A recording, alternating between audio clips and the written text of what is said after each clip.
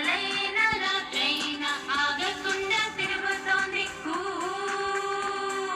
కూ.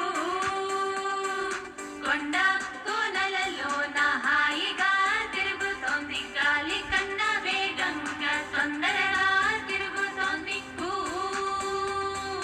కూ. చెట్లు చేమల నడుమ చుక్ చుక్ చుక్ అని తిరుగుతోంది మొక్క